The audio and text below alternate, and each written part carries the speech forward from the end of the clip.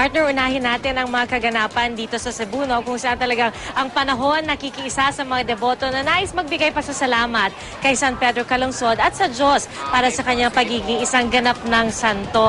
Inaasahan na 500,000 hanggang 1,000,000 deboto ang daragsa dito ngayon sa South Road Properties sa Cebu City. Isa itong 27-hectare property at inaasahan na mapupuno ito kasi alam mo, partner, mamaya pang alas 5 ng hapon ang gaganaping Thanksgiving Mass, pero kaninang umaga pa lamang ay nakita na natin na may mga deboto na unti-unti nang dumarating dito sa SRP. At ito ngang umaga ay meron na nga mga nakaupo doon sa mga upuan sa harap, although yung karamihan sa mga yan reserved para sa mga VIP na inaasahang darating din. May mga nakilala tayong mga estudyante, meron din mga guro, mga galing sa iba't ibang Catholic groups na naririto para makiisa sa National Thanksgiving Day.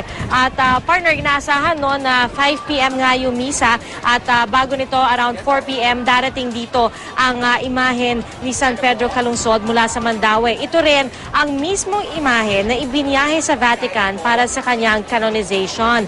At sa misa mamaya, pangungunahan ito ni Cebu Archbishop Emeritus Ricardo Cardinal Vidal at inaasahan na darating din ang bagong talagang Manila Archbishop na si Luis Antonio Tagle, Cardinal Antonio Tagle, at bukod rito dadalo rin si Vice President Judge Marbinay at inaasahang mismo si Pangulong Noynoy Aquino ay dadalo rin dito sa mismong araw ng pasasalamat para kay San Pedro Calungsod.